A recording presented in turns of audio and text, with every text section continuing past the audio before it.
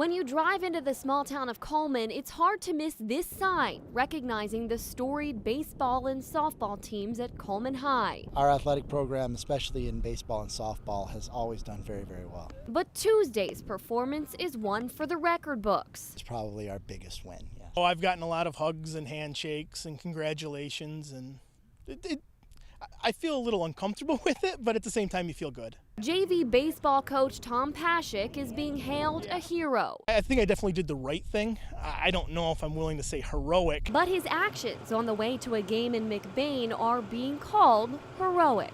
We were driving down 66 and all of a sudden a car swerved off the road, went through a wooden picket fence and into the pond. He, along with two softball coaches, called 911. Then we asked if he could get out and he said he couldn't, so we knew at that point we had to get in. They pulled the man to safety, all of it caught on cell phone video by watchful student athletes. When we got on the bus, they were all applauding. But the victorious tale does not end there. We went on and got 2 wins, so very happy with that. The story spread like wildfire, community members embracing the coaches, students, and bus drivers' quick action. Acted extraordinarily under really amazing circumstances, and they truly saved a life.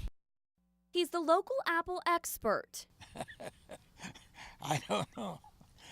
I don't know if I deserve that or not. But the humble 91-year-old has the years of experience to prove it. I just raised apples all my life. When I was a little boy, my dad had 2 acres of orchard right behind me here. Those 2 acres blossoming, eventually becoming a 1,000-tree farm called Apple Lane Orchards. Over the years, the number of trees has dwindled, but Pettingill continues to farm as best he can, recalling the good times and the bad. I'm 91 years old, and I never saw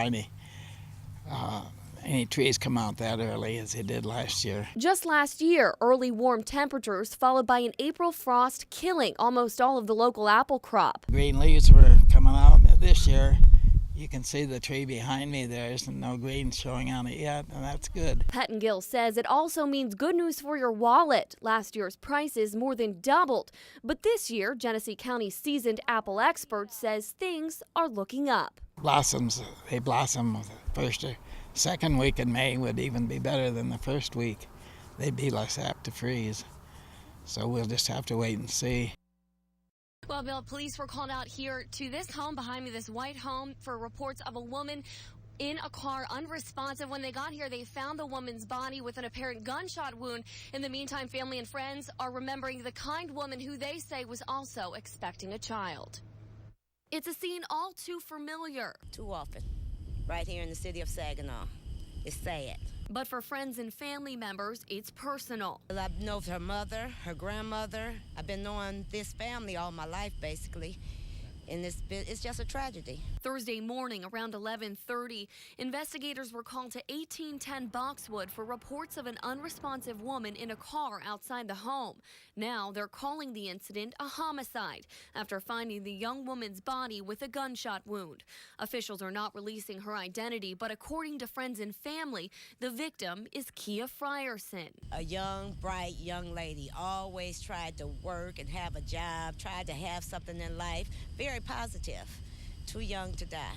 Family members say Frierson was also expecting a baby this September. She was pregnant, her first baby.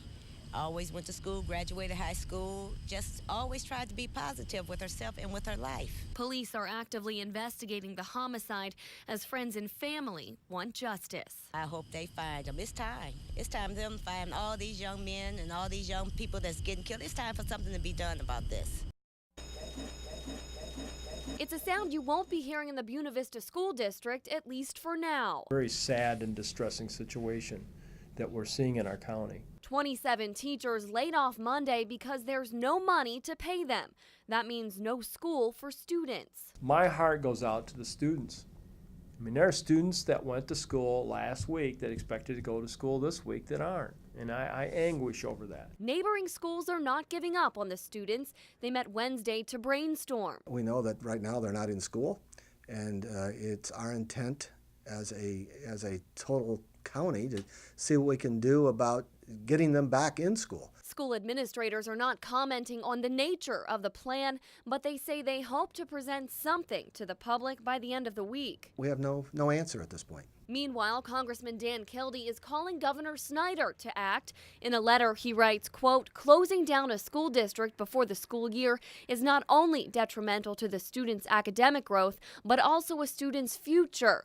Superintendent Syrick agrees. If they're going to be successful in life, they need an education, and we're not giving them that education right now. Now, district officials are planning to meet tomorrow to discuss this matter further. In the meantime, all extracurricular activities, including athletics and prom, are on as scheduled, and I'm told that Athletic Director Michael Carter is currently working as a volunteer to make that happen. Live in the newsroom, Brittany Shannon, NBC 25 News.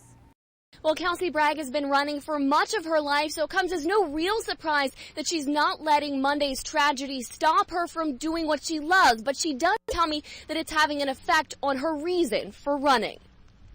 For Kelsey Bragg, it was a dream come true. Some people dream about their wedding their whole life when they're little. My thing was I want to run the Boston Marathon. Monday, she conquered the 26.2-mile feat in 3 hours and 16 minutes. I was really kind of amazed at my time, didn't expect it to be that good. But the happiness she felt then quickly faded. You could just feel something was wrong in the air when I got out of the building. Kelsey was 1 block away from where a bomb went off along the marathon route, killing 3 and injuring dozens more. It's supposed to be a day of so much celebration and triumph, and so many people work hard their whole lives to get there, and just to have it ruined, it was just kind of devastating. As the city of Boston continues to recover back in Michigan, Kelsey says the tragedy is strengthening the tightly laced running community. I think they targeted the wrong people when they did marathon runners, because it's definitely resilient people. As for her 12-mile run today, I wanted to dedicate my run today to everyone in Boston and